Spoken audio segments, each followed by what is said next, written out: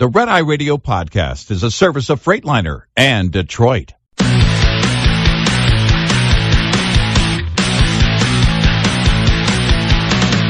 Now it's Red Eye Radio with talk about everything from politics to social issues and news of the day. Whether you're up late or just starting your day, welcome to the show. For Gary McNamara and Eric Harley, Rick Roberts. From the Pilot Flying J Studios, this is Red Eye Radio. And as always, great to be with you once again. Rick Roberts with you. Whenever Gary and Eric happen to be out, if I'm available, I love to come over. Enjoy their audience a lot. This is going to be a different kind of show. This is the year in review. So during the course of the broadcast, if in fact something hit you this past year, whether it was a natural disaster, the Supreme Court, the world, terror here at home, social changes, whatever it happened to be, we'll take your calls. 866-90-RED-EYE. That's 866-907-3339. We've got some things that we're going to point out, again, through the course of the broadcast. And, you know, a lot of these things, as I was going through it, I'd forgotten so much. I mean, our news cycle, it changes, well, with the exception of the last couple of months, it changes so quickly. Sometimes, wait a minute, when did that happen? You know what I'm saying? I'll give you an example. Social changes. Social changes that we've seen over the years. Well, specifically in 2019. 2019, the year in review. Social changes. The Women's March returned. When it began in 2017, the march was meant to display resistance to Donald Trump's election.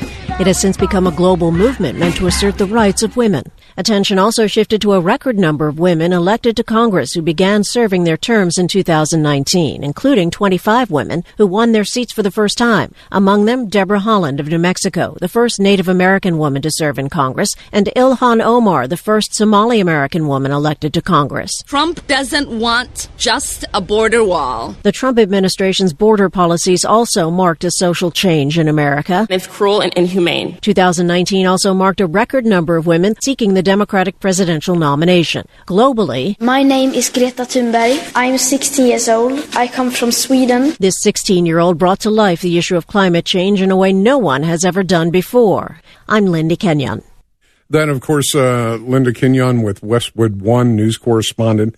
You know, do you ever get the feeling that the inmates are running the asylum? You know, that 16-year-old, how dare you? What are you talking about? You know, she made the front of Time Magazine's Person of the Year. I can think, you know, I don't put a lot of stock in Time to begin with, but certainly not a 16-year-old trying to take us to school on climate change. Number one, I don't believe in climate change as it's been put forth to the American people. I think it's just another cottage industry for people to get rich on. You know, I'll tell you, the coastal keepers, the Pacific Ocean coastal keepers. Remember this? Plastic bags are killing Flipper. Remember that? Yeah. I did a debate with them, and I read all three of their latest studies about plastic bags and different things. And to their credit, it took forever. But when we finally got down to it, I said, you're trying to ban plastic bags. In this particular case, it was California. There's nothing in your reports about plastic bags that you get at Target or the grocery store or whatever. There's nothing in there about those things being detrimental to fish or flipper. And they said, well, yeah, you're right. Well, then why are you not going after the things you're talking about? Netting from Japanese fishing boats, things of that nature. Well, we thought we could get more focus here in America by dealing with something that everybody deals with every day. Well, that's great, except it's not on point. I look at climate change the same way. George Carlin has a great piece about climate change. I'll get to that for you at some point. 866-90-RED-EYE. That's 866-907-3339. Did you feel that you were put in your place because a 16-year-old was calling attention to climate change? How dare we? She's not going to have a future. And it just goes on and on and on. There were a lot of social changes in 2019. The wake that was set up after Obama sent the letters out to all the school districts. If little Johnny gets up feeling extra special pretty, he can use the girls' bathroom or vice versa, and the girls' locker room. And wait a minute. If you're too confused to figure out where you need to go to relieve yourself, you just hold it till you get home. I don't need my kids socialized in a government-run public education system. And I know every time I get on that, people go crazy saying, well, teachers try hard. I'm not talking about teachers. I'm talking about curriculum. I'm talking about the fact you've got way too many chiefs and not enough Indians. Sorry, is that not politically correct? But it's the truth, the absolute truth. You're sending your kid to school to be educated, not socialized. But anytime the government has a hand in it, there's always going to be a certain amount of socialization, right? So, as we go through the broadcast tonight, whether it's ISIS or the world or law and order, and man, I got a lot to say about that. Natural disasters, a lot of things occurred in 2019. Some we remember like they happened yesterday. Others we're going to have to be reminded. But if there was something that stood out to you, something that really hit home to you in 2019, man, I never thought I'd see this. I never thought I'd see that. I can't believe we've fallen this far as a society. Whatever it happens to be, we're gonna be pretty broad when it comes to your calls tonight. I want to hear about it. Something that happened in 2019 that perhaps you thought you would never see, but it happened. I fall into that group. I certainly do. A baker in Colorado doesn't want to bake a cake for a gay couple because of his Christian beliefs. Okay, find another baker. Just that simple. But no, we can't do that. Remember the old McDonald's hot coffee case? Yeah. Where they sued, the coffee was too hot. If you're so dense that you need to be told, don't spill hot coffee in your lap, you'll probably get a burn. You're probably too stupid to be going through a drive-through. And I mean that sincerely. I'm not trying to be ugly toward anyone, but it's just, man, every single year it seems like we fall further and further and further down that slippery slope. Where's common sense? Where's looking at something and thinking about it critically and saying, okay, that doesn't make sense. I'm probably not going to do that. As far as law and order goes, it goes without saying that, the poser in chief for 8 years probably did more to harm first responders, police officers, than just about anybody else. I have a lot of family in law enforcement. I see it from both sides. And, Ferguson, Missouri was the flashpoint, and it extended even further into 2019. So we'll take your calls, something that just reached out and grabbed you and said, man, I never, ever thought I would see this happen in America. Yeah, some third world country perhaps, but not in America. That's what the broadcast is going to be about tonight. 1-866-90-RED-EYE. That's 866-907-3339. And I know up to and including where we are right now politically, never thought I'd see this. Never thought I'd see one of the two primary political parties not work for a vote, but instead simply try to eliminate the competition. I don't think that's what the Founding Fathers had in mind. The Supreme Court, a lot of things in the news in 2019. And when we come back, the world in 2019 in your calls. I'm Rick Roberts, in for Eric and Gary. Glad you're along. Thank you so much. This is Rick Roberts on Red Eye Radio. Lines open for your calls. 866-90-RED-EYE on Red Eye Radio.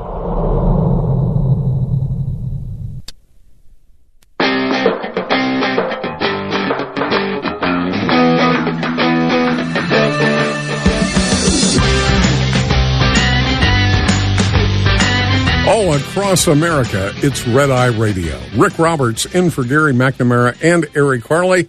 Always a pleasure to be in for the guys when they're away. Normally I do Monday through Friday afternoon drive at WBAP out of Dallas, and taking some holiday time from my normal position, coming over here because I just love doing this show. Year in review. It's a little different than maybe the year in review you're used to. We're not going to sit here hour after hour playing you sound bites of what other people think. I'm quite honestly a caller-driven show. I'm more interested in what you think. What touched you in 2019? What was one of the main things, or the main thing, that got a hold of you in 2019 in a good or bad way? Because obviously, when it comes to the world in 2019, there was a lot going on.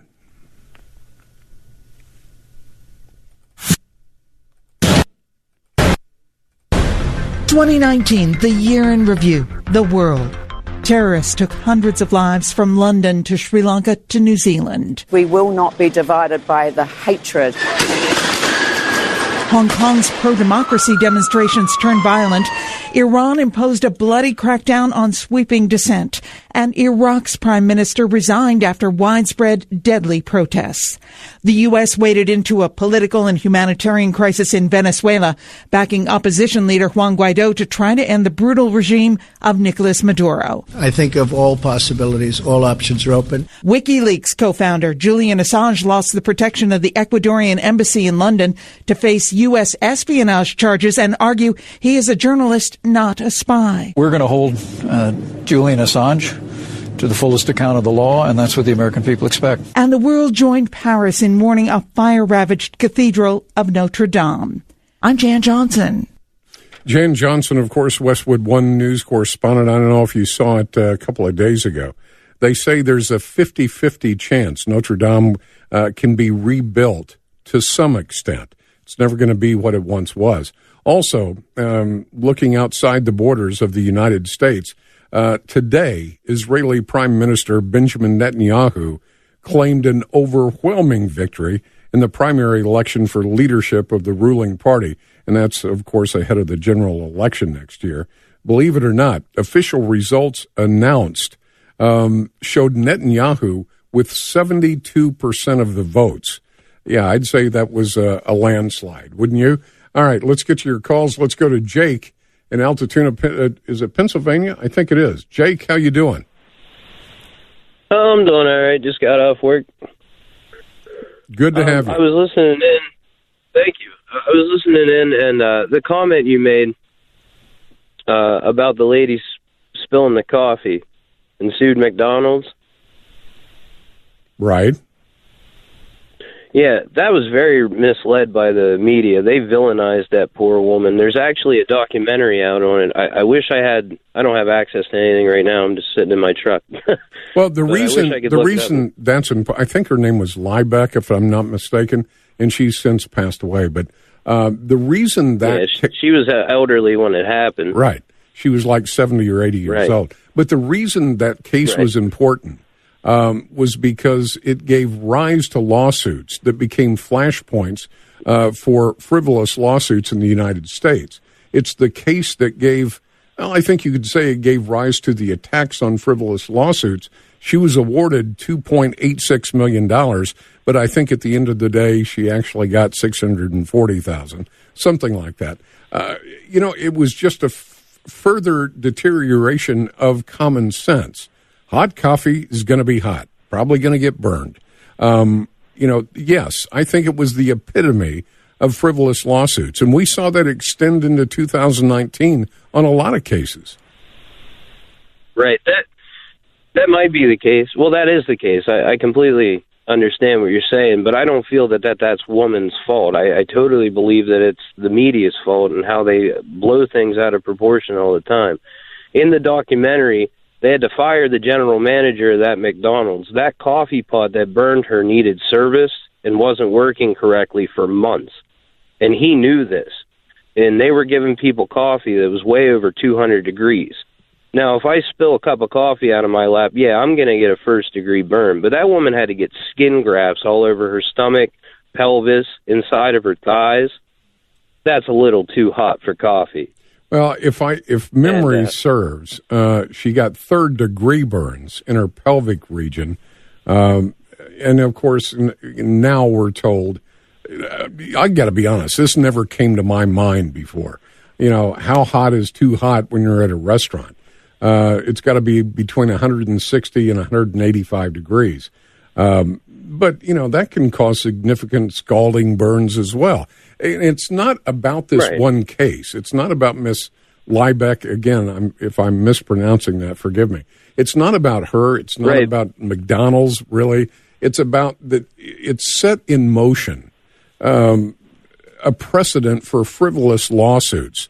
I'm not saying her lawsuit was entirely frivolous. I haven't read Discovery. I don't know what I don't know any more than you do, other than what I've read. Right. But it's set in motion. All of this frivolous lawsuit stuff. It just and it doesn't go back. It's like putting toothpaste back in a tube. You can't do it. No, it's not possible. But my thoughts are about the media, especially in 2019.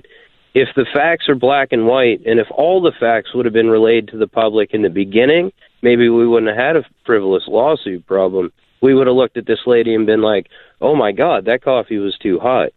And too hot, like if you touch over 200-degree coffee to your face and your lip gets burned off, that's a lot different than, oh, this coffee's hot, maybe I shouldn't chug it right now.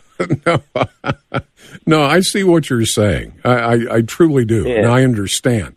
What I'm saying. Where it relates to your topic is, in this day and age, and everything's been told to me everywhere in 2019, the media doesn't know what they're talking about, and most of it's probably lies or misleading. No, I absolutely agree. Very good call, very astute, Jake, and I love those informed calls. You're absolutely right. And it's not really about Miss Liebeck. It's not about McDonald's. It's not about coffee or hot chocolate or hot tea or anything else. It's just this politically correct nonsense. And then the media tries to have a heyday with it. It used to be that we want to get something correct before we report it, correct? Right? That's what the media used to do. And I'll tell you a little story when I spent some time with Walter Cronkite coming up. But at the end of the day, fake news is a real thing. And that was never more apparent than it was in 2019. And I think anybody that's rational will tell you that. All right, you're in review with your calls, 1-866-90-RED-EYE. Now, your national forecast for Travel Centers of America. It is a big day for travel with motorists and folks getting on airplanes to head back to their destinations after the Christmas holiday. And we've got 3 real areas of concern across the country for potential severe weather or areas that might delay those plans. In the Northeast, mainly from Boston northward up through Maine, we have the chance for icing and potential snowfall. Then that situation also presents itself in the Pacific Northwest. Onshore for Seattle and down through Oregon, just rain, but as you get into the mountainous areas, you'll pick up icing and snow, especially at the higher elevations. That system will also extend eastward over the Rockies into Idaho and portions of western Montana. Heavy rain and snow for the desert Southwest and portions of Southern California with rain below I-10. Higher elevations of Arizona and New Mexico will pick up snowfall. Your national forecast from Red Eye Radio. I'm meteorologist John Trout.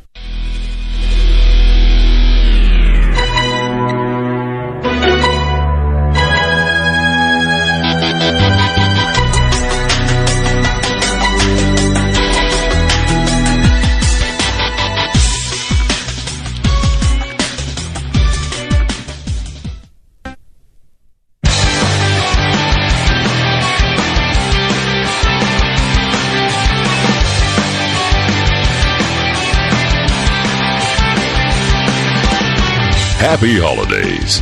Phone lines are open.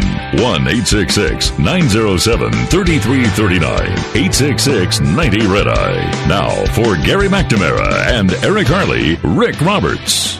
And thank you so much for being along. 2019, the year in review, of course, along with the Westwood One News correspondence reports. 2019, it was a busy, busy year.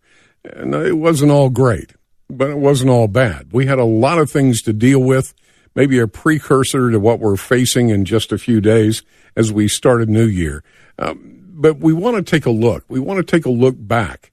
Those things that affected you, that affected your family, maybe your business, your personal life, those things that had stuck with you, whether it was from government, at city, state, federal, maybe it had to do with education. Maybe it was some of the social changes we saw, some of the reports, some of the, yes, it's a real thing, fake news. Let's go to Randall in Springfield, Missouri. Randall, thank you for waiting. How you doing, Randall? Doing well, thank you. You bet. I can't believe that I saw a body of Congress lie to the American people like the Democrats did in 2019. Okay, give me some examples of what you're talking about. Well, the IG report, Inspector General report, showed that Hillary Clinton and the DNC purchased a story to give to a FISA court to get a warrant for the FBI to spy on Donald Trump's campaign. Right. And then the Democrats, when the Mueller report wasn't enough to impeach Donald Trump, then the Democrats made another story up so they could impeach Donald Trump. And they impeached him on fake charges. No, and that's not working either. And I don't know if you heard in the last 48 hours, it's now come to light that the FBI had embedded some agents within his campaign. I mean, when this guy was talking about, I'm being spied on, everybody was rolling their eyes and, oh my God, Mr. Egocentric, he thinks he's paranoid. He was correct on everything. He was being spied on. His phones were tapped. And the Democrats were doing everything they could possibly do to undermine his campaign, working hand in glove with the fake news media. Absolutely on point. Great, great call. Thank you, sir. Let's go to Tom in New Hampshire. Tom, thank you for waiting. How you doing, Tom? Doing just fine, thanks. Well, in 2019, we just created a new Space Force.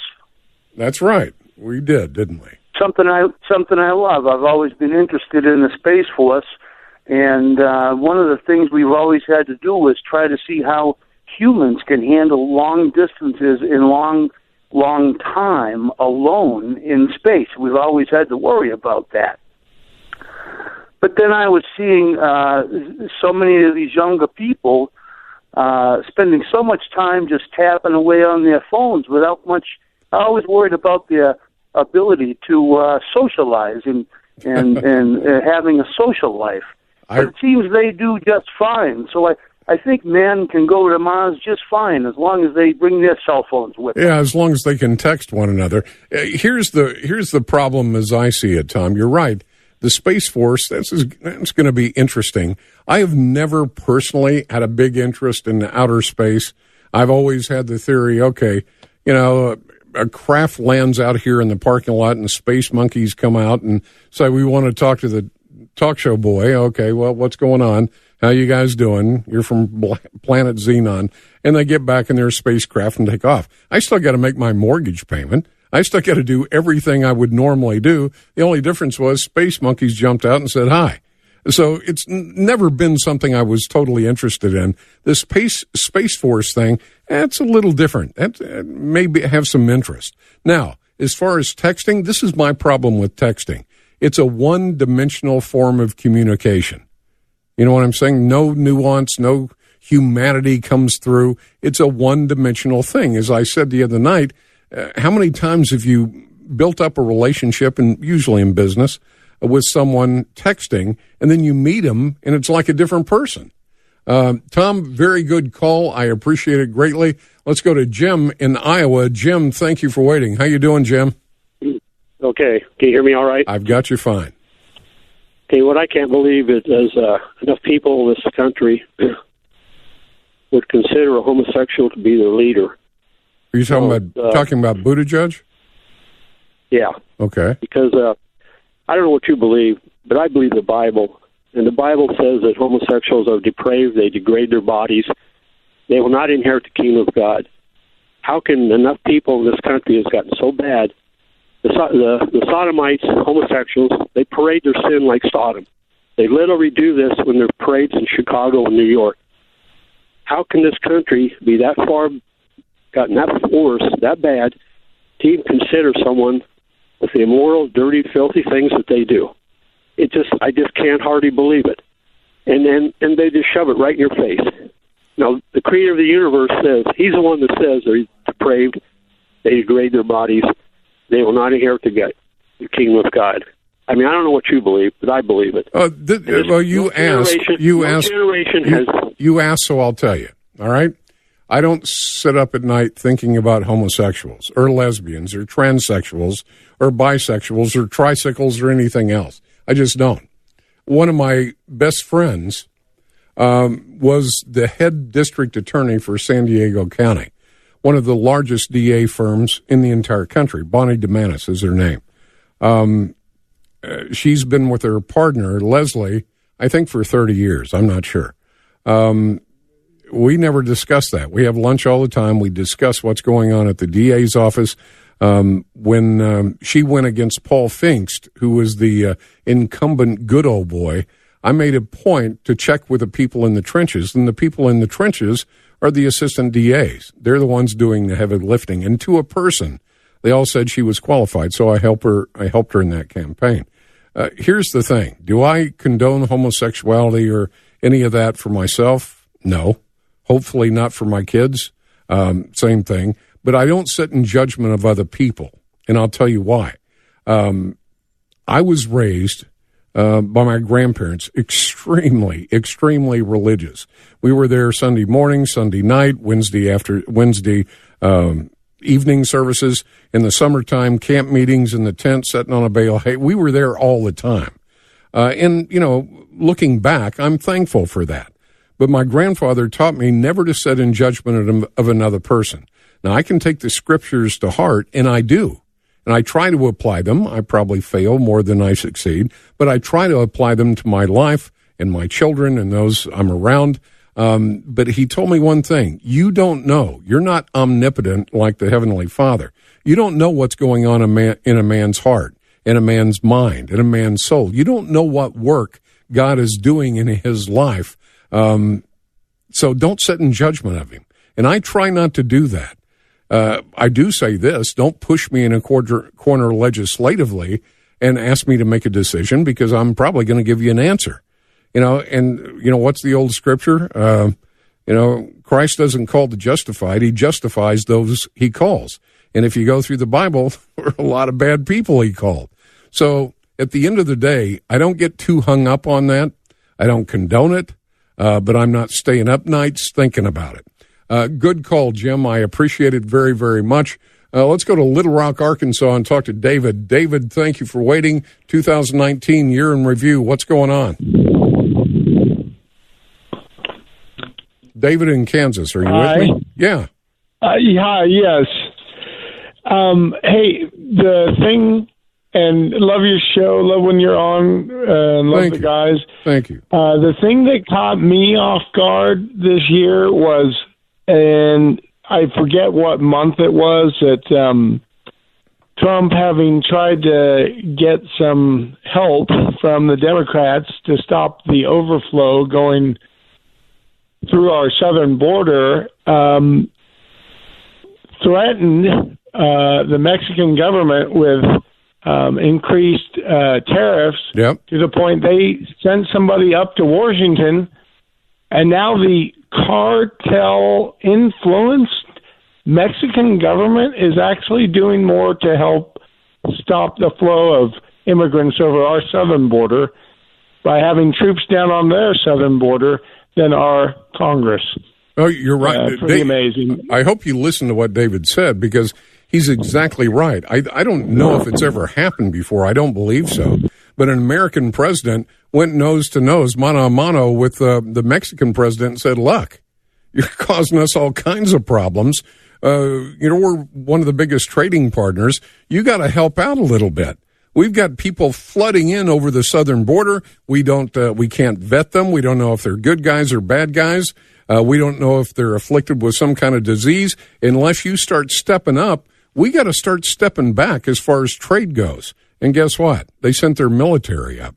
We have reduced the number of people flooding in over the southern border, not because a Democrat decided to step up, not because anybody in Congress decided to do their job. The only person that actually made that happen was a guy named Donald J. Trump. Now, if he didn't care about the country, there's no money to be made in that. There's no fame to be had in that. He did it because he cares about the country. And I'm no world historian, but I've read enough to know no country has ever survived on planet Earth without establishing and maintaining a border. You have to have those checks and balances. David, very good call. 2019, year in review with your calls. I've got a lot of Westwood News correspondent reports, all kinds of things we're going to get to. And what was important to you, what stuck with you, something that occurred in 2019 that you're still carrying around, good or bad. 1-866-90-RED-EYE. That's 866-907-3339. This is Rick Roberts on Red Eye Radio. Get in touch with Red Eye Radio, toll free at 866-90-RED-EYE.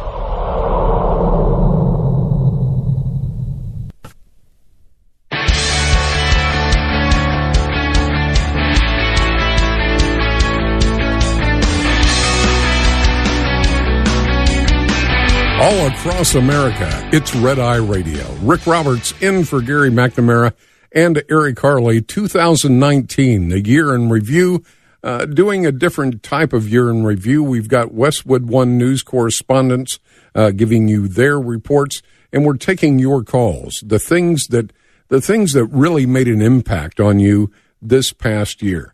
Let's go to Carl in Michigan. Carl, thank you for waiting. How you doing, Carl? I'm alive and well. Good. Usually don't expect this type of day these days, but this is life in the fast lane here, huh? There you go. Motor City support, You bet. What's going on, Carl? It's hard to believe these I just call them Dumbocrats. Their plot got foiled, let me add money to the deficit. That's just crazy. I remember hearing, that we're paying interest on the deficit. Like, what sense does that even make? We got to pay off the deficit and try to get some kind of balance, but we just want to, it's just put money in my pocket and add to the deficit. What difference does it make to me what the deficit does? It's just, and they don't want to quit. This impeach thing. It's just a big game of lawyers carrying on in stupidity. Lies don't matter. Truth under oath it's wave, whatever you want to call it. So basically, if I'm reading you right, instead of paying attention to those things that affect every single American, we're paying attention, not we, but the government is paying attention to only those things that feather their political nest and do nothing for the people that live within the borders of the United States, like the U.S. debt. I absolutely agree. What's been done in that regard? What's been done in the last 3+ years by anyone other than Donald Trump? 384 individual accomplishments through legislation and executive order on behalf of the American people, including welfare to work. I mean, there's so many different things, yet it doesn't seem like anybody in Washington is doing any of the heavy lifting. At the end of the day, don't they work for us? I'm pretty sure they do. They lost that message a long time ago. But I understand. I understand when you look at this and you say to yourself, okay, Rick, 2019, the year in review. What has stuck with me? The fact that trillions of dollars of debt just keep going up. And we have to pass emergency legislation to keep the government open. Personally, I don't care if they keep it open or not. What's it mean? A couple national parks are closed, and you're going to have to take pictures instead of walking through. At the end of the day, what stuck with you this past year? What impacted you, your family, your kids, your business, your job? What stuck with you? And even as we're about to approach a brand new year, 2020, you just can't shake it. We'll talk about that. 1-866-90-RED-EYE. 866-907-3339. Rick Roberts with you on Red Eye Radio.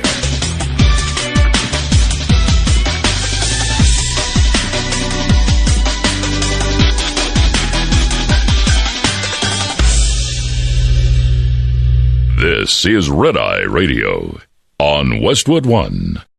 Gary, I was traveling recently. It was a few months ago, and I was thinking to myself, man, it would be really great to know the weather along my route. I knew the weather where I was beginning. Mm-hmm. I knew the weather at my destination, but I didn't know the weather and the timing of the weather in between.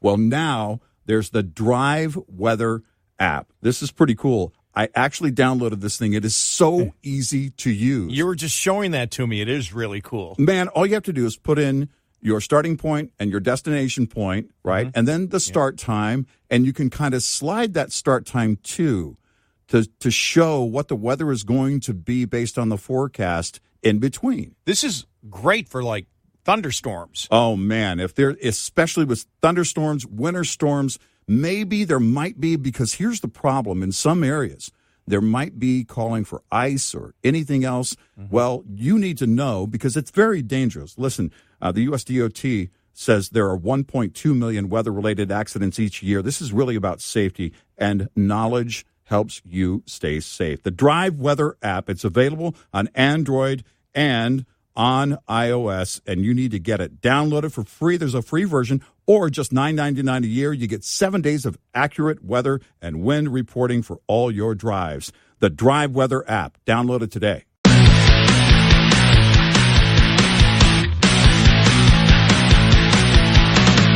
Now it's Red Eye Radio with talk about everything from politics to social issues and news of the day.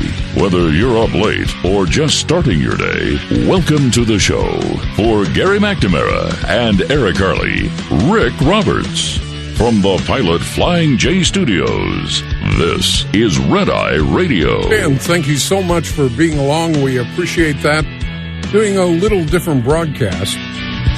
2019, the year in review, according to you. Of course, we've got Westwood News correspondent reports, and we're going to be bringing you those on, business, Supreme Court, the world. Thanks for the memories, sort of a look back, those that passed. But what I'm truly concerned with, it's been a very tumultuous year. What impacted you? What made an impact on you or your family or your business? 1-866-90-RED-EYE, 866-907-3339. We'll get to another category in just a second, but first let's go to William in Knoxville, Tennessee. William, thank you for waiting. Hi. Hi, Rick. Thank you for taking my call. Yes, sir. I want to get away from politics for a second and talk about three things real quick, though. One, this year was the 50th anniversary of the Apollo 11 mission, and then also the 75th anniversary of D-Day. But the third is something that I will never witness again in my lifetime, I don't think, and that's what Tom Brady and Bill Belichick did, winning their, fifth Super Bowl? I don't think that in my lifetime I'm ever going to see anything like that. Probably not. You're very astute. Very impactful for those of us that follow sports. I mean, I'm not a fanatic, not like I was when I was younger, but you're right. I mean, that's quite an accomplishment. William, I appreciate the call very much. Let's go to Ann in Chicago. Ann, thank you for waiting. I appreciate your patience. How you doing, Ann? You're welcome, and Merry Christmas. I'm doing okay. I live in Chicago, so you know what Chicago is like. And my comment is that I've never witnessed, I never heard of so many suicides. We have a button here that you can press in the L station without a number. You just, if you want to commit suicide, you just press this button. We have many people on the L tracks. We have many people on the railroad tracks. I never heard of policemen commit suicide. I never heard of this before, and I never heard of that. I never thought we're going to go grow marijuana in the United States, and we're going to harvest it, and we're going to grow it, and we're going to have plants in your house with marijuana. And I never thought I'd see that. I never thought I'd see socialism. And comments, the callers have many comments, good comments. And I wonder how space aliens live without entitlements and without wages. And I don't know. I don't know. Imagine this: a whole planet of Democrats. How about that? I guess so. Because we have wages and we have entitlements. That's how we live. And I want global warming to come back because we were freezing in Chicago. How do they expect us to warm our homes? We can't have coal. We can't have wood. How about the hotels? What do they burn in their hotels and their high rises? And so this is my comments. I'm sorry. No, bless your heart. No, and and you got to think about that for a second. People that have been around for a few years, people with some chronological maturity. How's that for being politically correct? They've got to look around and say, man, what in the world happened here? It's how many genders are there? We asked that question, and it was just, there's no end. I'm sorry. I think there's 2. Well, Rick, that's being discriminatory. No, there's 2. You have this kind of junk, you're a guy. That kind of junk, you're a girl. Anything else, you're just confused. And that's the way I see it. And yeah, unfortunately, and a lot of people decide that marijuana is not a gateway drug and it won't hurt you. And of course, there are so many extenuating circumstances about the kind of pot they have now and the kind of pot that was out there 30 years ago. And I know exactly what you're talking about. And you're right. You're right. You can't trust anything you see on the news anymore at all. All right. Let's go to George in West Virginia. George, you've been very patient. Thank you, sir. How you doing? I'm doing great, Rick. Nice to hear your voice again on the radio. Thank you. You come in for the boys. Hey, just want to make a comment here. Used to watch CBS, NBC, ABC News, and hear things on there, and used to say to myself, well, that's kind of hard to believe, but hey, it must be true. It must be true. It's on TV. It's on the news. Yeah. It's on the news. I'd like to thank Donald Trump for being the only president that we've ever had to actually expose fake news. Because if you think about it, he's the one who did it. He's the one who called all these TV stations out saying, you're fake news. And I never even heard of fake news before Donald Trump. I think he should win some kind of award. Well, he certainly coined the phrase, and it was very accurate, wasn't it? Yes, it was. Never even heard of fake news before him. Let me share this with you because I think you're right on point. George in West Virginia is talking about fake news and its impact on America in this past year.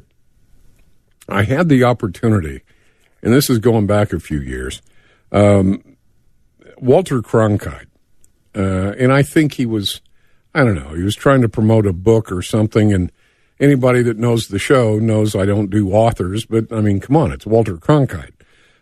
He either reported on it or was a part of it for like a half century.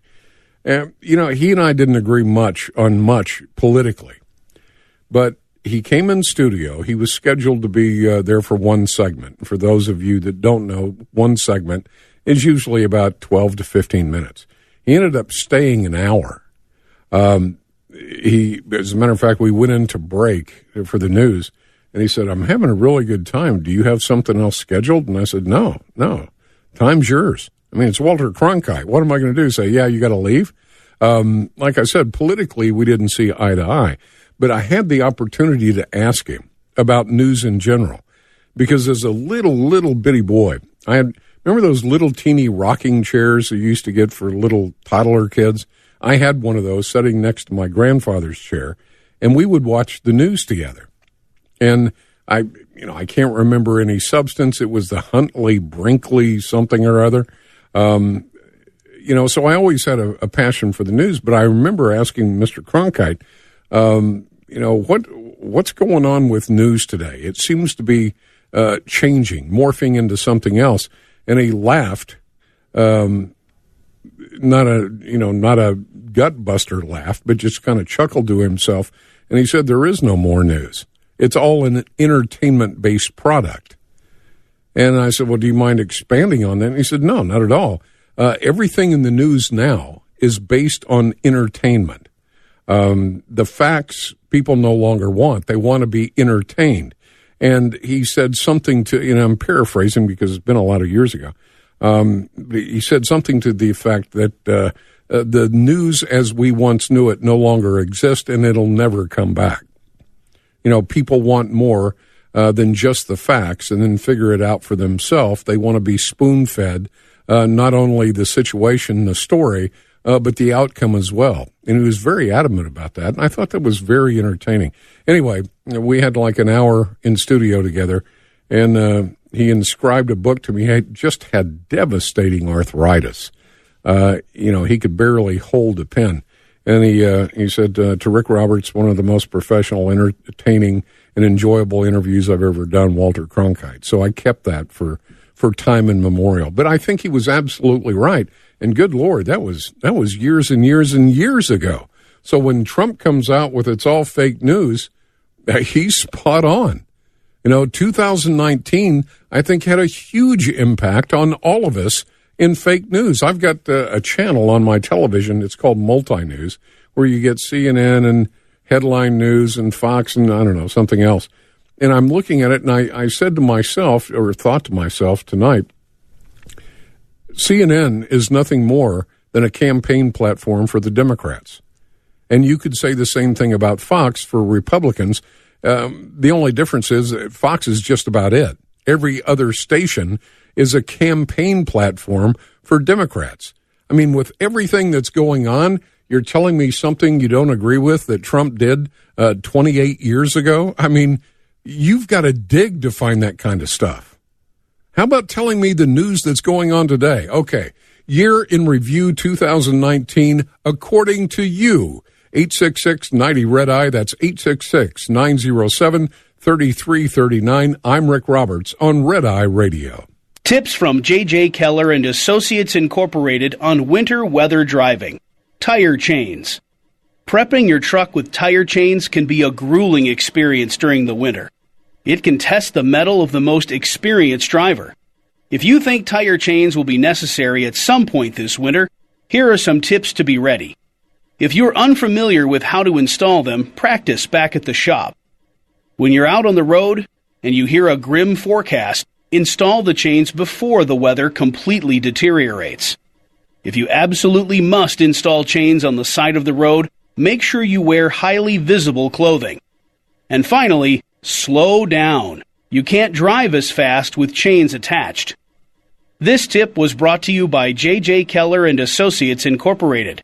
Visit us at jjkeller.com. This has been the Meritor Driver Report, brought to you by Pilot Flying J, Shell Rotella, and Meritor Aftermarket. Run with the bull. Get in touch with Red Eye Radio, toll free at 866-90-RED-EYE.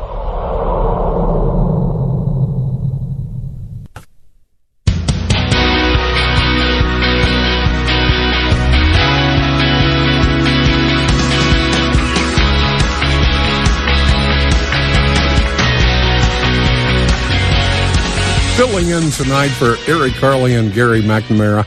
I'm Rick Roberts. I've been with you before. It's always a pleasure to be in for the guys when they're away. Normally I do afternoon drive 2 to 5 Central Time. for WBAP in Dallas, Texas. If you're looking for a list of stations that carry Red Eye Radio, the podcast, you want to listen live to the full 5-hour show, you can do that on the Red Eye app or on the Listen Live button at redeyeradioshow.com. Different kind of broadcast tonight. I know a lot of people do year-in review, and it's just kind of a recorded thing, hitting the highlights and lowlights. But to be quite frank, I'm more interested in what impacted you, your family, your business, your personal life. Now, we've got a lot of Westwood One news correspondent reports we're going to have for you. But looking for the things that made the biggest difference to you in 2019 as we prepare to get into 2020, just a few days away. So let's get to your calls. 866-90-RED-EYE. That's 866-907-3339. Let's go to James in Riverside, New York. James, I appreciate your patience. Thank you so much. How you doing, James? I'm all right. I have a story about emergency room, but I just want to address one thing that the guy said about homosexuality. In the Bible, in the Ten Commandments, it's not mentioned. If God was against gay people, there's don't commit adultery, honor your father and your mother, don't cover your neighbor's wife, don't steal, don't lie, don't murder. I mean, these things are all about family. He didn't mention it at all. The other thing, a lot of people, they think the Bible is the Word of God. A lot of things to me don't make, I'm going to make this quick, don't worry. A lot of things don't make sense to me, like Adam and Eve. They were in the Garden of Eden. They were the first people on earth, and they named the lions, the tigers, and the bears. And I always say to Christians when they knock on my door, I say, then when did the dinosaurs come in? So anyway, I want to get to the subject that it impacted me in 2019. I went to an emergency room in Riverside, New York, Riverhead, New York, on Christmas Day last year, not this past Christmas. And after like what happened, like in the next 2 weeks after that was amazing. I went into the emergency room. I had a pain in my leg. There was no bleeding. It wasn't broken. I do construction up and down ladders. I'm 66, and it started bothering me really bad, and I couldn't take the pain anymore. So I went to the emergency room. I had taken 10 ibuprofens, and it didn't do anything. And I went in. They did the regular thing. They checked me out and everything. And in about 20 minutes, they found out that I didn't have health insurance, and they ordered me out of the hospital at gunpoint. What? Yes. Let me just tell you, I went on Red Eye Radio and Jimbo and told this story. But let me just finish. They ordered me out of the hospital because I didn't have health care insurance. And the thing is, so wait. Hold on. Uno momento, por favor, mi amigo. That's for our new citizens. Where did the gun come into play here? The security in the hospital, they wear guns. Oh, they had to call security to get you out of the building? Yeah, the security came into they have in the emergency room in this hospital, they have little rooms for each person. You know, you don't sit in one big thing and everybody knows what's going on. And they're all glass enclosed. They came to the door and they said, you have to leave immediately because you don't have health care insurance and we want you off the property. And you got 5 minutes to leave. But that's not the bad part. The bad part is when I got the bill, they only gave me one Motrin, which was, I think, 500 milligrams, and they charged me $7,000. Good Lord. I've never heard of anything. It sounds to me, instead of working in Riverside, New York, you need to move to Colorado, just stay stoned all the time. What are they going to do if you don't leave? Shoot you? And then they got to treat you, I guess. That's one of those things, James, where, you got to have the whole story. As far as reading the Bible as the inspired word of God, that takes some doing. You got to clear your mind, clear your heart, read through faith. But at 66, I'm probably not going to change your mind. I appreciate it, James. Thank you so much. Don't be a stranger. Wow. Okay. Let's go to Brian in Ontario, Canada. Brian, thank you for waiting. How you doing, Brian? I'm doing awesome. How are you? I'm well, thank you. Yeah, the one of the coolest things I see going on around the world is actually Trump's not getting involved in any wars, really, and that's, you know, one of the first presidents in I don't know how many decades. No, that's true. Right? That's true. Yeah. Yeah, one of the presidents has not gotten himself in any wars, and I think he's trying to starve out the military-industrial complex. To be honest with you. Look, you know, I think he's trying to starve them out. I think he has an appreciation for the military. I truly do, but I also believe that, you know, I believe that he's one of those guys that wants to win at negotiating, and whether that's Kim Jong-un, the little weeble wobble from North Korea, and his missile test firing, whatever it happens to be, I think Trump thrives on the challenge of the negotiation. And that's not a bad thing. Instead of, you know, throwing missiles at somebody, you fly over, sit down, and start talking. And I think Trump loves that. He absolutely loves it, and that's good. I think that's a good thing. That's a good problem to have. All right. If you're just tuning in, 2019, the year in review. But from your perspective, you know, what impacted you? What impacted your life? What kind of stuck with you? 2019, you know, it was no cakewalk. We had some bumpy times, and we're just a few days away from getting into 2020.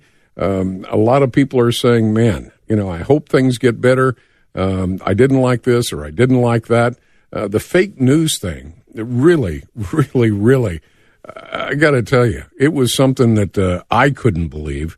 I mean, you're sitting. I expect Pelosi to lie to me, but not the television news network. I'm Rick Roberts. This is Red Eye Radio.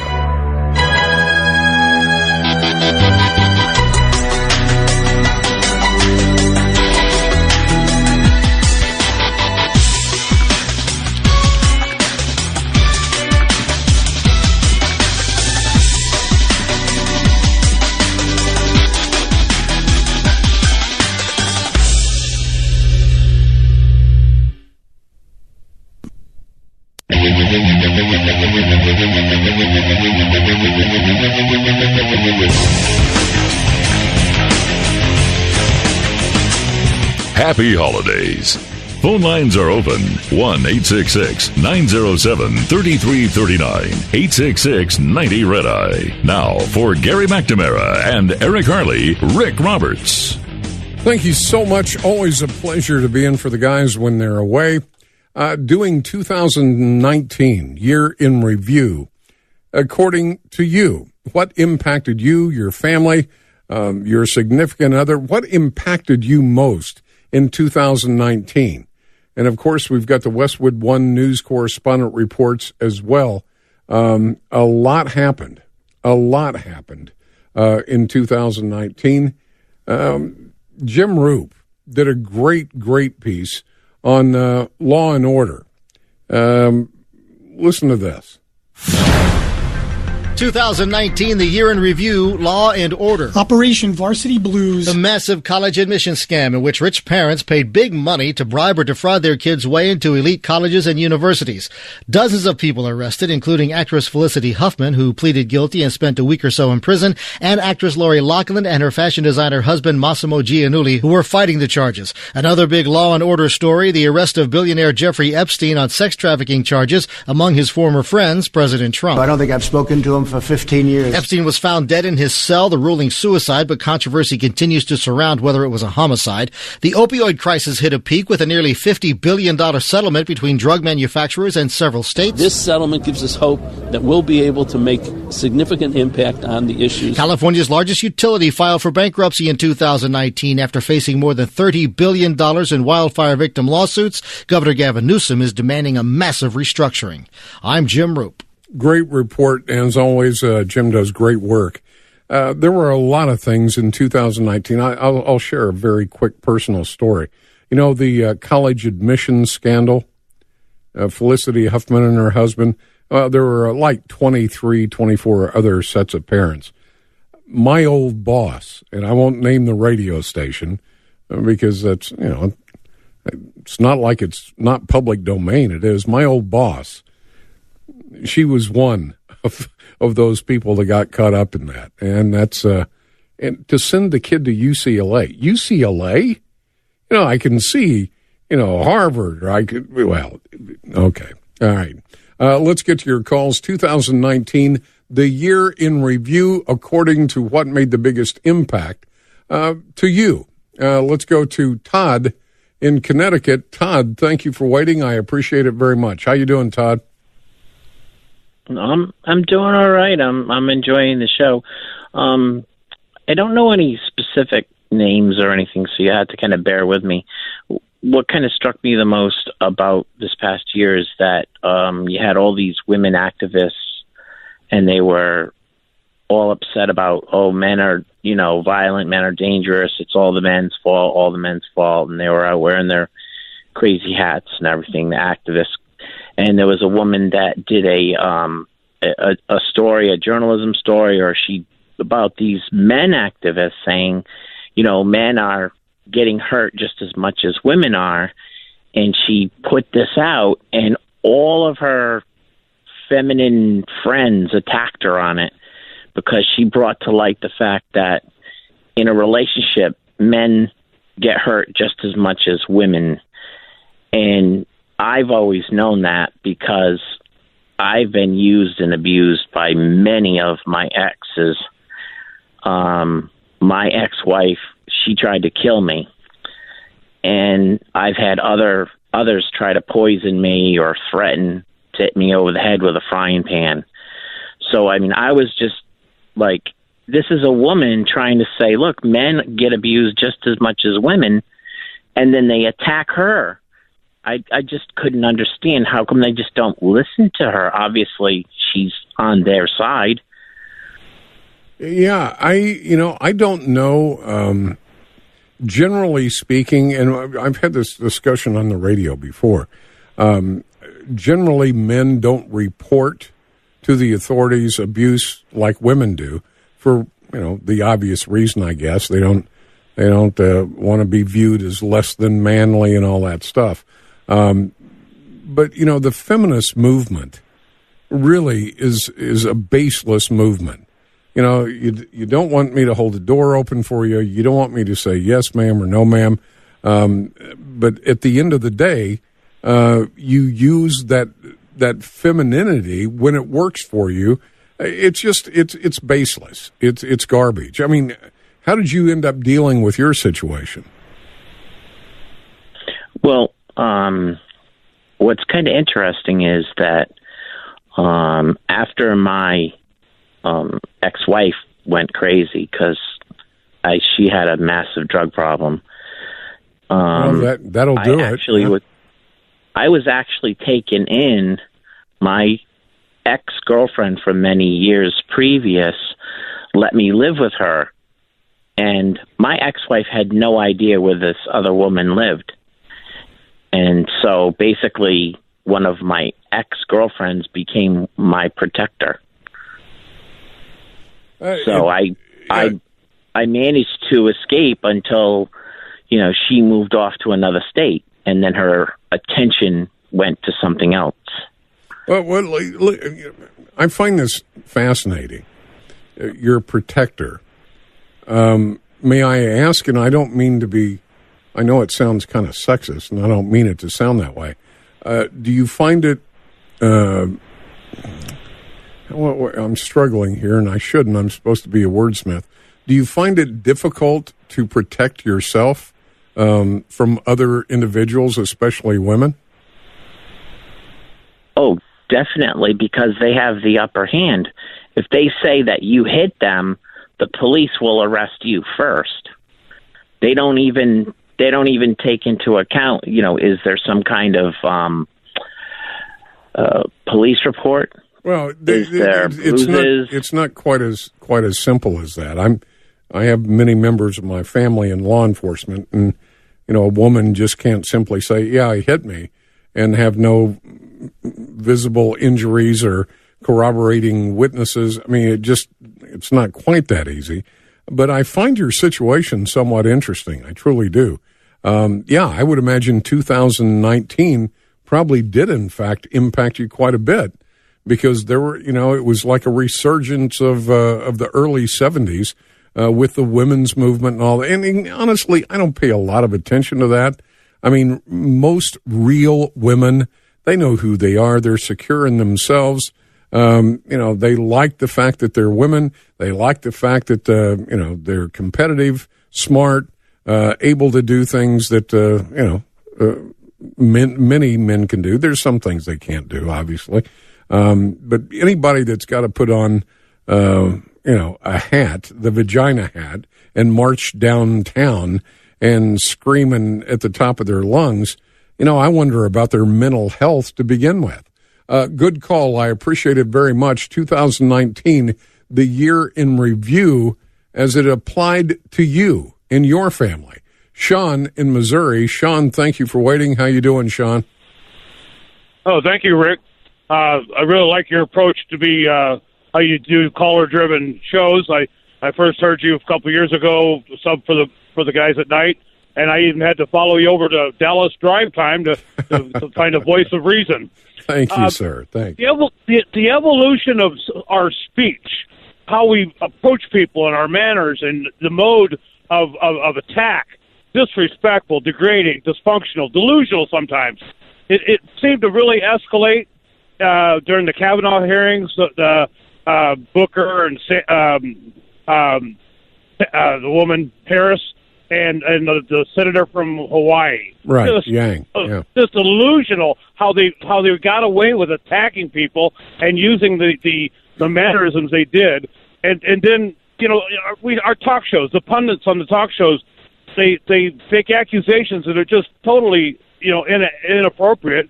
Calling our president a traitor and calling him illegitimate. Even our Speaker of the House said he's an illegitimate candidate. We got victims like David Hogg that's attacking people who are actually being attacked in that school, and he's attacking them for being part of it. And a 16-year-old Greta Thunberg. These people seem to be coached and manipulated and how they're used in their speech. But the lack of critical thinkers, like we got the few that we do have, like Candace Owens and Sarah Huckabee Sanders and a few other people like that, when they try to actually use reason, they get attacked and driven down by people that should actually be looking at them as they're a woman or they're they're a minority or something, and they don't even care about what they're doing. They totally degrade and demean them. This has created a total titanic shift of our values, principles, and respects, and it causes an inability to debate and reason. No, how can you function? I how agree. Can you function if you can't do that? No, if you can't discuss the issue and agree to disagree at the end of the day when the dust settles, if it's a take no prisoners discourse, if you don't agree with me, you must be eliminated. There's no place to go with that. I think you're absolutely spot on. And I've said it many, many times. The level of discourse in this country cannot, repeat, not get any lower than it is. And where most of that comes from is television news, or what is laughingly referred to as news, when in fact it's nothing more than a campaign outlet for the left or the Democrats. And some would say Fox is for the Republicans, perhaps. But at the end of the day, where do you get your news? I mean, how do you deal with it? I'm reminded, these politicians, some of them, not all, but some of them are very, very, very good at wordsmithing. I've had the opportunity to interview Hillary Clinton a couple of times, and it's always a nightmare because you got to go through 2 or 3 days of prep, and you can ask this and you can't ask that. And, finally, the last time was in Kansas City, I just said, you know what? All I've got is my credibility. If the guy sitting in his truck at the stoplight doesn't believe that I'm asking the pertinent questions, he's going to go to a different station. So let's forget the interview. Well, long story short, we ended up doing the interview. But here's the wordsmithing part. I'll pull the curtain back. And she still does it today and does it very, very well. If she's asked a question that she doesn't want to answer directly, in other words, Hillary, can you give us more details about, Fast and Furious or the Benghazi attack? I mean, why did it take 3 days? And the answer begins like this. Well, Rick, I think what the American people really care about is where we're headed in 2020 when it comes to our diplomats abroad. In other words, totally dismissing the question because she doesn't want to answer it and diverting it to something that supposedly the American people want. You see what I'm saying? And that has led to a level of discourse. You can't have an argument with someone. You either agree with someone or you've got to be eliminated. 866-90-RED-EYE. That's I'm sorry, I'm sitting here thinking about that interview. 866-907-3339. I spent a lot of time looking in my rearview mirror for black Suburbans after that interview, but I was okay. I'm Rick Roberts on Red Eye Radio. Get in touch with Red Eye Radio, toll free at 866-90-RED-EYE.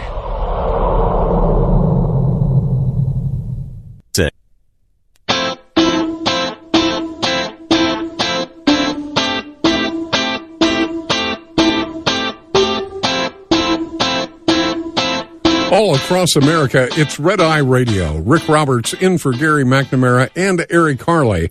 The year in review 2019, what was most impactful in the past year, because we're only a few days away from 2020, to you personally?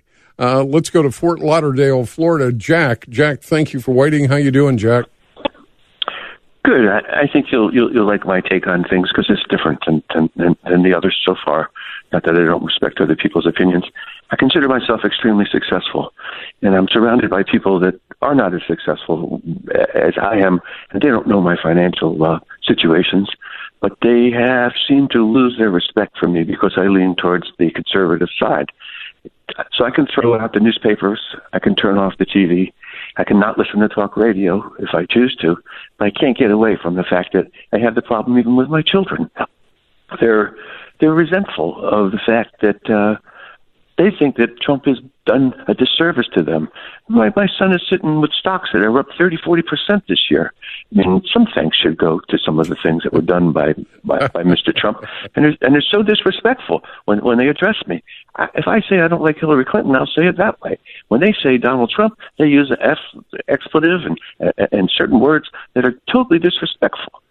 And many of my friends that I've spent years as friends, we're not friends anymore. It's a shame. It's down to my wife and I and one or two friends. We're not the groups we used to be. We would get in public with them, and the questions expressed to me, they weren't even worth repeating. I just would ignore them. I mean, they'd say, now what do you think of your XYZ president? Now what do you think of him? You get sick of that stuff. They have no regard for my opinion. I understand totally what you're talking about. That occurred in 2019 was the political divide within families, within friends. We'll talk about that next. I'm Rick Roberts on Red Eye Radio.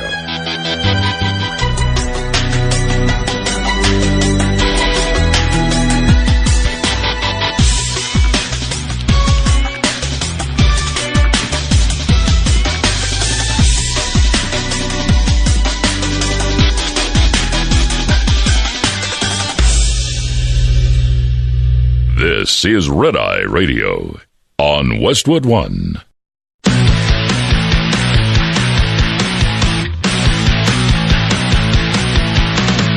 Now it's Red Eye Radio with talk about everything from politics to social issues and news of the day. Whether you're up late or just starting your day, welcome to the show. For Gary McNamara and Eric Harley, Rick Roberts. From the Pilot Flying J Studios, this is Red Eye Radio. And it's always a pleasure to be in for the guys when they're away. Normally I do afternoon drive Monday through Friday 2 to 5 in the afternoon Central Time over at WBAP. Taking some time off for the holidays from that shift so I could be available to do Gary and Eric's show since they're away. And glad to have you. We're doing something a little different. The 2019 year in review from your perspective. We do, in fact, have some Westwood One news correspondent reports. I'm going to give you one here in just a second. But the things that impacted you, your family, your business, the most in 2019? We've heard a lot of good suggestions. Fake news, yeah, it's a real thing. The fact that you can't depend on getting the truth from the news networks, yeah, that's kind of a big deal. A lot of things that had to do with things other than impeachment. And, of course, the year culminated in that. But one thing were social issues, social changes. Linda Kenyon, with Westwood One News correspondent, did a great report. 2019, the year in review, social changes. The Women's March returned. When it began in 2017, the march was meant to display resistance to Donald Trump's election. It has since become a global movement meant to assert the rights of women.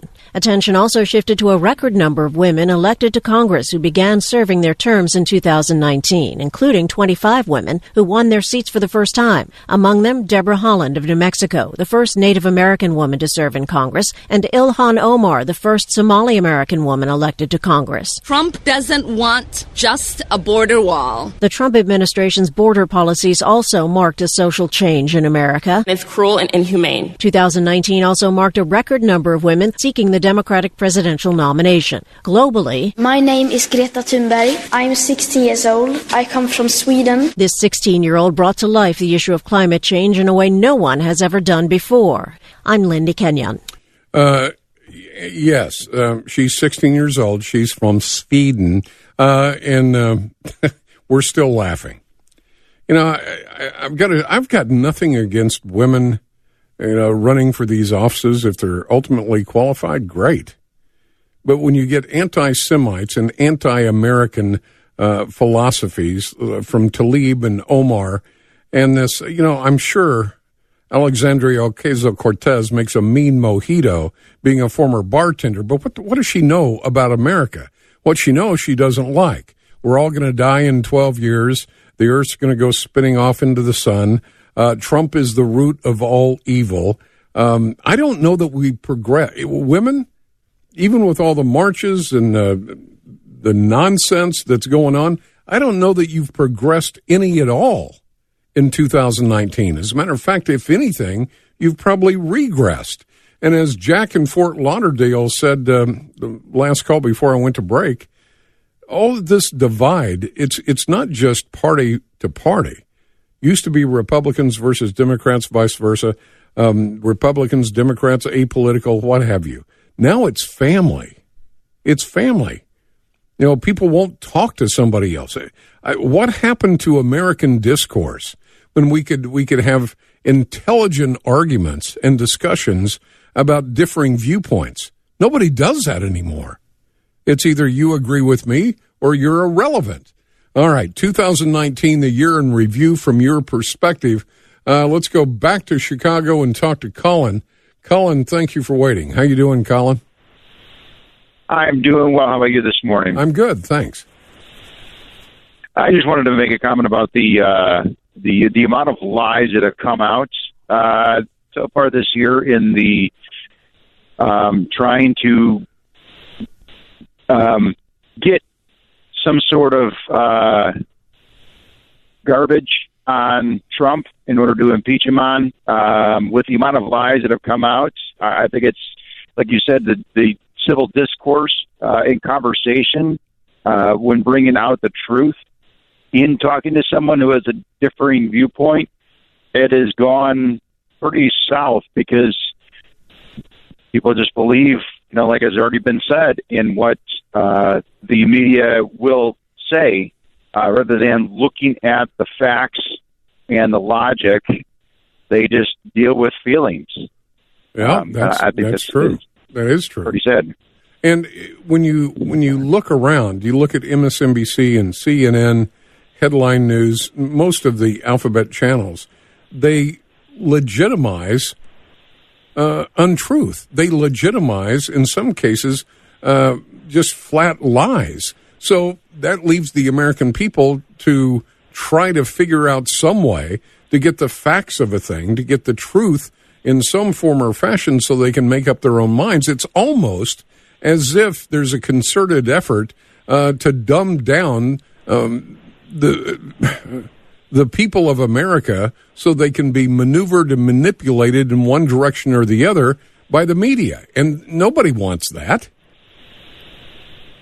No, and I agree. I just don't think that people are interested in actually looking up the facts on a topic or a subject. Example is a gentleman that said something about the Bible that were the dinosaurs.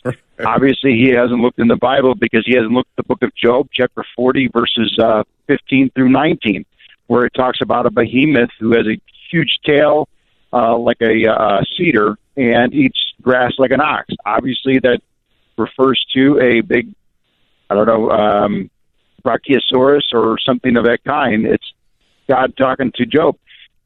It's people don't want to do the research and see whether or not something is true.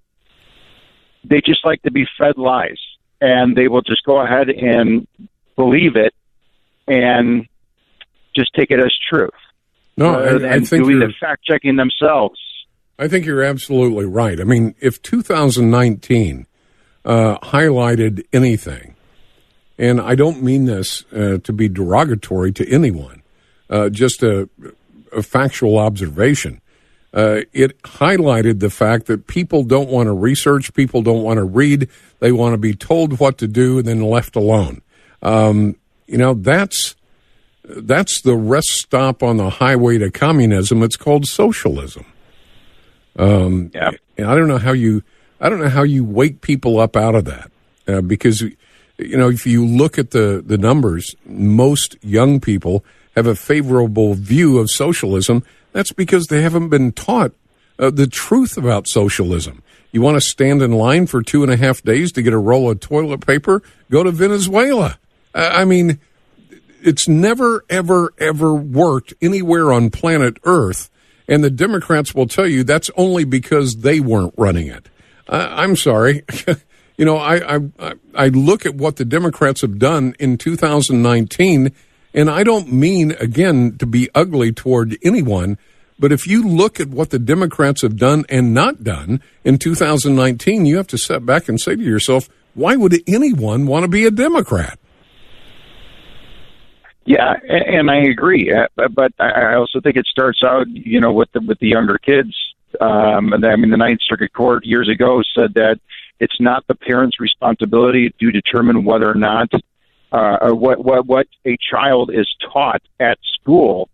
It was the judicial. Well, it was the Ninth Circuit Court taking responsibility of a child being taught out of the parents' hands and putting it into the public schools' hands. And that's just a downturn of the education. It kind of, to me, if anybody should be called Hitler or Nazis, it should be the Democrat Party. And the brown shirts. You're absolutely right. By the way, when Trump started talking about breaking up the Ninth Circuit Court of Appeals, which is one of the largest courts around, it's just way too big, Democrats absolutely lost their minds.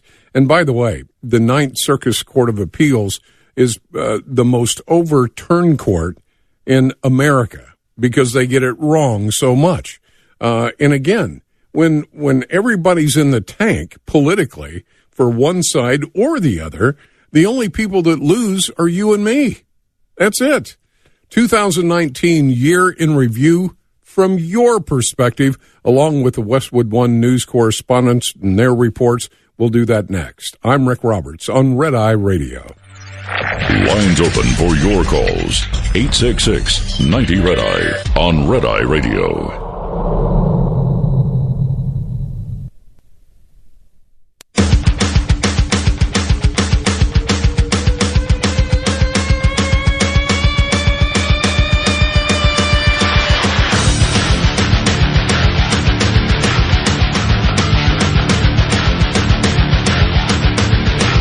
All across America, it's Red Eye Radio. Rick Roberts in for Gary McNamara. And Eric Carley, thanks so much for being along. 2019, the year in review from your perspective, the things that mattered most, the things that made the biggest impact on you personally, your family, your business. 1-866-90-RED-EYE. That's 907-3339.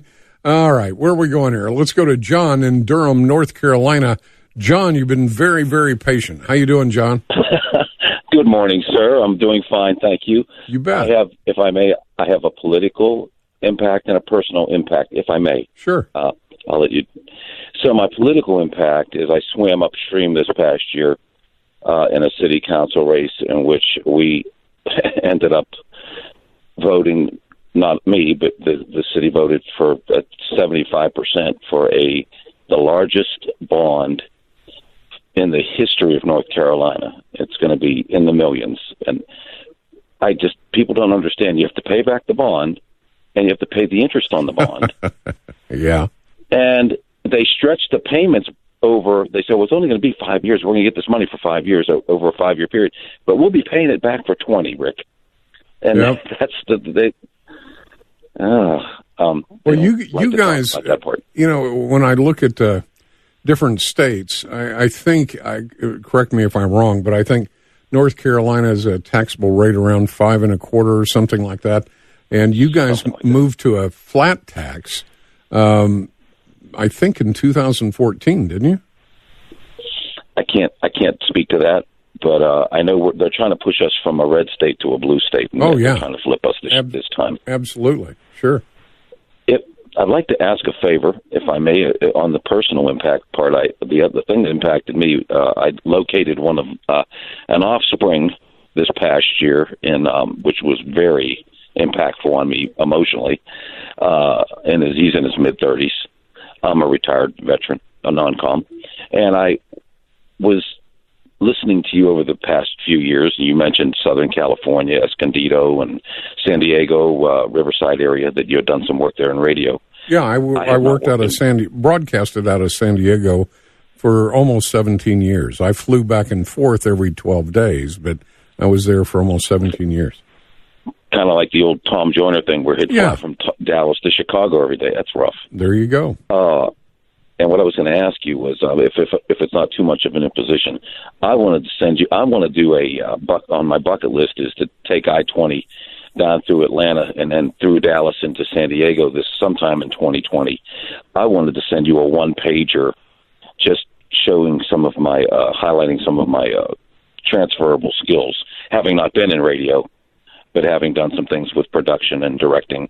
I wanted to head down to see him down there, and it would be an honor for me to meet you on my way down there sometime this year. If we could set something up where I could meet you on my way through, I would love to do that. Well, I tell you what, if you want to contact me, and that goes for anybody, just address it to Rick Roberts in care of WBAP Radio, Dallas, Texas. It'll get right to me.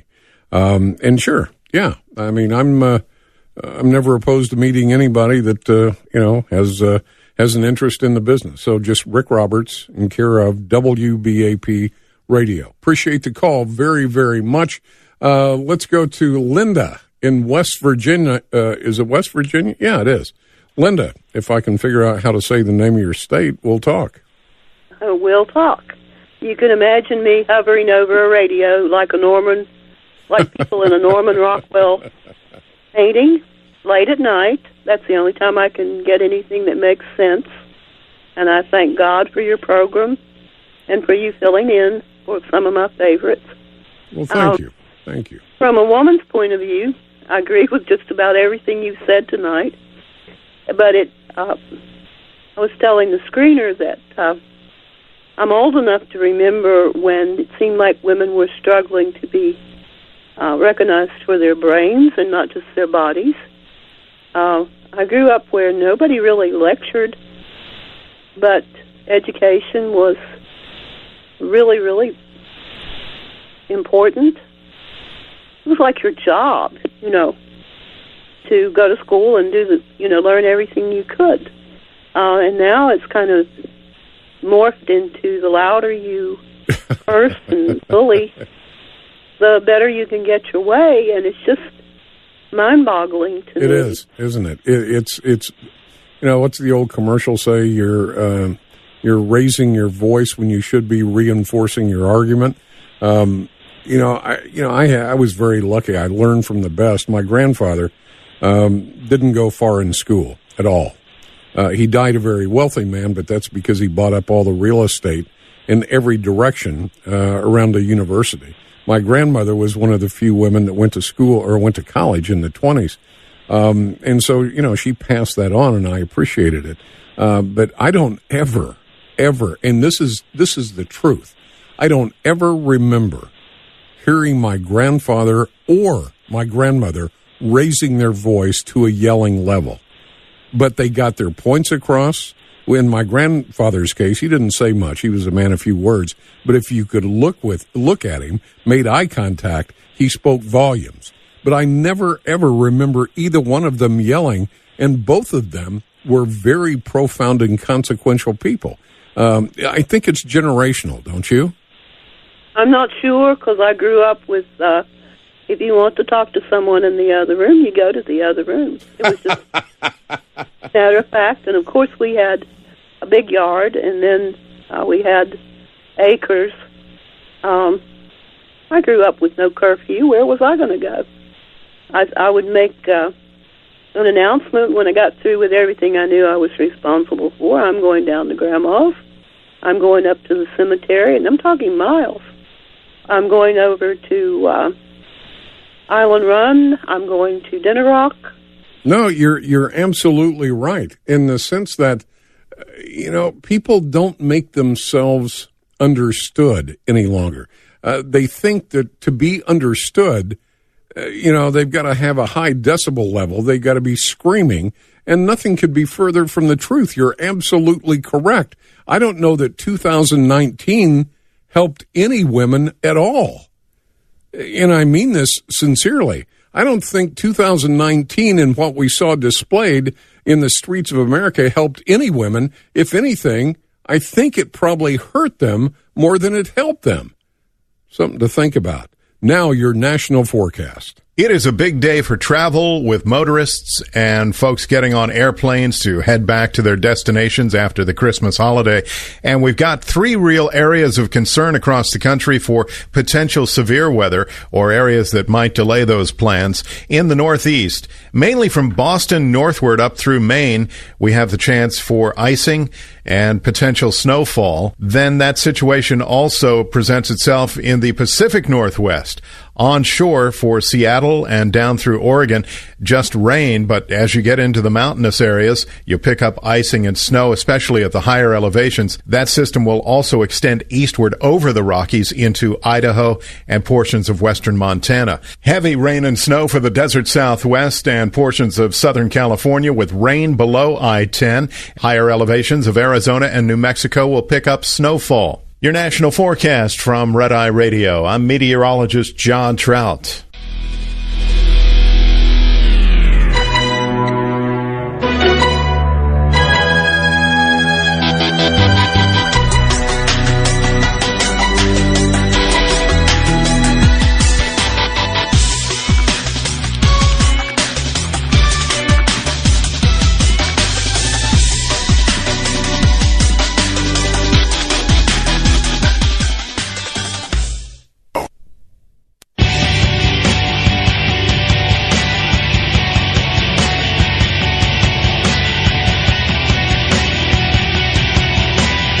Happy holidays.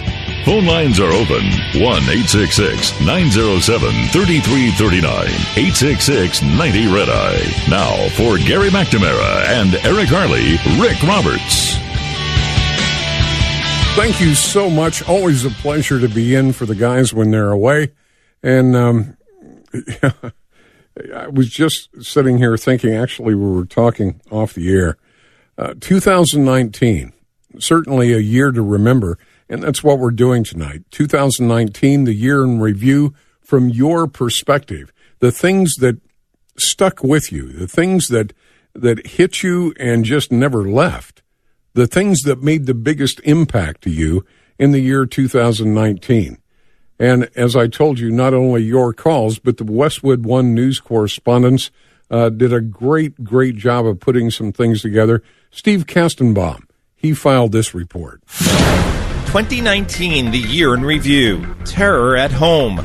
Gun violence continues to be a reality of life in America. We have 11 deceased victims. Virginia Beach Police Chief James Cervera after a shooting at a municipal office in May. Mayor Buddy Dyer. The people involved are our friends, co-workers.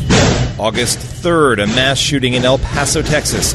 A 21-year-old gunman opens fire at a Walmart store, killing 22. Police Chief Robert Gomez. We have one person in custody. We believe he is the sole shooter. Hours later, a mass shooting in Dayton, Ohio. A 24-year-old opens fire in a popular nightlife district, killing 9 people.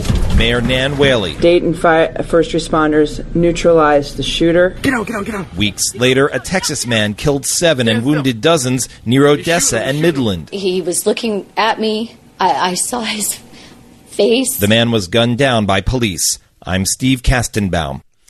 Steve, great report. And I have said this at the risk of being redundant. Until politicians stop playing politics and exploiting the deaths of people by mentally ill people or people that are just deranged in some way and are willing to do the heavy lifting, this is going to continue, because this has nothing to do with guns, has nothing to do with ammunition, has nothing to do with high-capacity magazines. It has nothing to do with anything other than the people that are deranged doing the shooting. And until we start taking responsibility for that, none of this is going to change. But nobody wants to do that because it's, I can't really put my finger on it. It doesn't play well on a TV commercial. What am I supposed to put on a billboard? I'm going to stop. Okay, just stop. You're embarrassing yourself and everyone else that can add 2 and 2 and come up with 4. Now, guns aren't the issue. Never were the issue. The issue, I'll give you an example. Then I'm going to get to your calls. You remember when we had state-run institutions, what they would call mental institutions? We don't have those anymore. Because the wide-eyed, hair-on-fire liberal said, well, that's not fair, that's not right, they'll never get better. Well, now they're living underneath a bridge or doing something else to put themselves or someone else in harm's way. You got to be careful how you think you help people. You need to bring institutions back. At least, it's not great, but at least they can't hurt themselves or someone else. They get 3 squares a day and a safe place to sleep. All right, 2019 year in review from your perspective. Let's go to Charles in Atlanta. Charles, thank you for waiting. I appreciate your patience. How you doing, Charles? Hey, I'm doing good. It's ironic. This conversation a friend of mine was just having earlier this week. I'm a black American, conservative, and we was having this conversation because every time a politician, a Democratic politician, go on television, they're hollering racism, especially the African-American ones, the call of Kamala Harris and Cory Booker. Now, I find it so ironic that there's so much racism in America that black people have to create their own racism. There's a couple in Cobb County that sprayed swastikas and racist stuff on their home. Later found out that they did it. The black couple did it. Black NFL football player had a business. He trashed his own business, wrote a lot of racist apathies on the wall, found out he was the one that did it. And let's go with my personal best, Mr. Jesse Smollett himself, the most person that said this country is so racist that I had to create my own racism on myself. Now, let's don't get it twisted.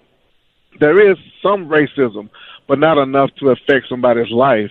We know the lottery number exists, and whoever gets the lottery number, it affects that person. So whenever racism is around, it only affects that one person, one individual. And it's just that minute that it happens. Like I said, I'm not saying it doesn't, but not enough to affect somebody's life, everyday life. So for me, 2019 will be the year that Black America created its own racism to convince white America that there is racism. Well, let me say this. As long as there are human beings, as long as human beings are walking around upright, breathing air, there's going to be racism to some degree. Now, you can't shout racism down. You can't do anything but educate people out of it. But there are some that just don't want to be educated or can't be educated, and there'll always be racism to some degree, I'm sure. But you're right. As far as institutionalized racism, as far as redlining and all that kind of stuff, we got laws against that. We've got, and you're right, case after case after case, where racism, and of course the news media, jumps in with both feet. Hey, we got a black on white thing. Let's go. Get the camera. And then they find out later, well, no, maybe not. Do they ever correct it? No, of course not. And of course, the cops have been the recipient since Ferguson, Missouri, and the poser in chief of most of that wrath. Black Lives Matter. We hate cops. As a matter of fact, I had a situation here in Dallas. They had a city councilman that came up with his emergency proclamation for Black America, and it read in part, whereas Texas law enforcement, including the Texas Rangers, have conspired to kill and declare war on black and brown people, which is nuts. I mean, you know that's nuts. I know it's nuts. He knows it's nuts. He's just one of those amateur poverty pimp wannabes. He's basically trying to be another Jesse Jackson or an Al Sharpton. So we started a recall petition, and I think we got enough signatures to get rid of this goofball and get somebody in that can actually help the city. But you're right. You're absolutely right. If you got real racism, let's deal with it. But every one of these cases diminishes the true nature of real racism when you do find it. Good call. I appreciate it very much. 866-90-RED-EYE. That's 866-907-3339. Let's go to Mari in California. Mari, thank you for waiting. How you doing? Oh, I'm doing fine. Listen, first of all, I wanted to say you're such an excellent counterpart, to Gary and I forgot it was Eric. And it's always a delight over the holidays to have you. You're such a sane voice and a very calming voice. It's nice for a change. And I appreciate that they have somebody in instead of having the best of. Well, I appreciate that. Thank you. My reason for phoning is this is the year 2019 where the bottom truly dropped out of San Francisco. I'm an old native, and we were Republicans all the way back. My grandfather was a customs inspector, and my dad was a fireman, and they're actually Republicans. And there was quite a Republican presence in San Francisco, and it was a wonderful gem of a town. I mean, it was affordable, it was clean, people were polite. There was redlining and things like that, I'm not going to lie. But it has degenerated. Well, as all the news feeds coming across the waste in the street. It's not a lie. It's true. The filth. I mean, it's like a contagion downtown. I've been getting sick because I have to work as a security guard on the weekends, and I get out of the city and I recover when I go back in, and I start getting sick again. It should just be a lesson to anybody who has any chance of saving their city. Don't go with liberal policies because this is going to be the result. This is totally a result of, trying to salve every hurt and empower everybody. And it's been at the expense of the poor people who built this wonderful town. And I don't know any other way to put it. No, I think you're absolutely right. As a matter of fact, I touched on it last night. Gavin Newsom is worse than Governor Gray Davis ever thought about being, and we recalled him. When you look at this, Trump on Christmas Day tweeted out to Gavin Newsom, and he said, look, if you don't get a handle on your homeless problem, which now exceeds 130,000 people, if you don't get a handle on it, the feds are going to step in. And Newsom's response was... I hope they do. Well, Newsom's response was, well, let's talk about impeachment. Wait a minute. Let's talk about the people that expect you to run the state so it's at least a decent place to live. But it happens in Baltimore, in Los Angeles, in San Francisco, in Detroit, in Chicago. Anywhere liberals run the city, it's decimated and will continue to be. Rick, they're defecating in bus shelters. Yep. I mean, it's unbelievable. This one guy, I could just go on and on. I don't want to dust up the holidays with a true picture of what's happening in San Francisco. But it is absolutely, it's every bit as awful as I say it is. And any decent human being is totally repelled by it. And we have no choice but to keep the city running. My children live here. My grandchildren live here. And it was once a really wonderful, beautiful town, as you probably know. And no more. That's the way I see it. And you know what? A lot of people see it that way. San Francisco, once, the shining city on the bay, is almost unlivable now. And you can thank liberal politics for that. Trump didn't do that. Republicans didn't do that. This last caller didn't do that. And for him, the most impactful thing in the year in review in 2019 was that he can't even live in his own city of San Francisco. This is Rick Roberts on Red Eye Radio. Get in touch with Red Eye Radio, toll free at 866-90-RED-EYE.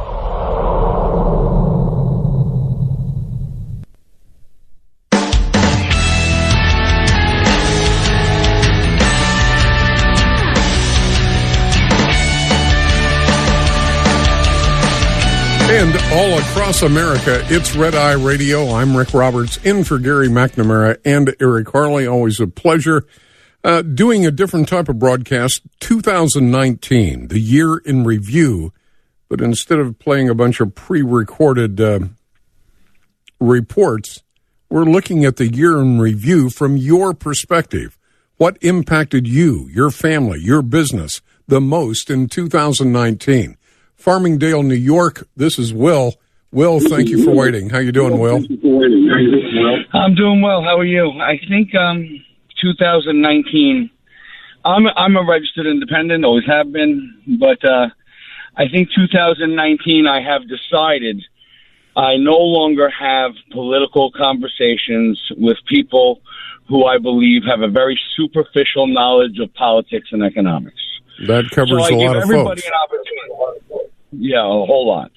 I give everybody an opportunity to talk to me for a second about any political topic or economic topic that they want. And if they are unable to articulate a cogent and coherent point, I will not have a conversation with them. And at this point, I've been driven so far into a tribe that at this point I will just, I heard you say it a few times, not to call anyone, not to humiliate anybody, I will just straight out humiliate them. And I will also tell them that you have absolutely no right to have these discussions and air your opinions all over Facebook and everywhere else and regurgitate this nonsense and make us more stupid. But the ironic part about the whole thing is the people of this country have never had more opportunity or ability to have information and history and knowledge at their fingertips every moment of the day. I mean, you said something about socialism before. The thing that saves us from the American socialist is their lack of knowledge of socialism. I mean, we're talking about people that don't understand market economics versus planned economies or the distinctions between capitalism and socialism. And they're going out there and they're extolling these virtues of socialism, and they have absolutely no idea what it is. I asked them, explain it to me in just a couple of sentences what socialism is. They can't. What countries are socialist? They can't. They point to this Nordic model of socialism. Look at the Nordic model. If they're socialists, so are we. You have absolutely no clue what you're talking about, yet you freely go around like Ocasio-Cortez. Exactly. Listen, I'm glad you brought this up because I've got something to say about the information that's at our fingertips. There's no reason to be uninformed. None. Unless you choose to be uninformed. Unless you choose to go along with the daily quote from the Democrats, there's no reason for you to be laboring under a sad misconception. Will, great call. I'm Rick Roberts. This is Red Eye Radio.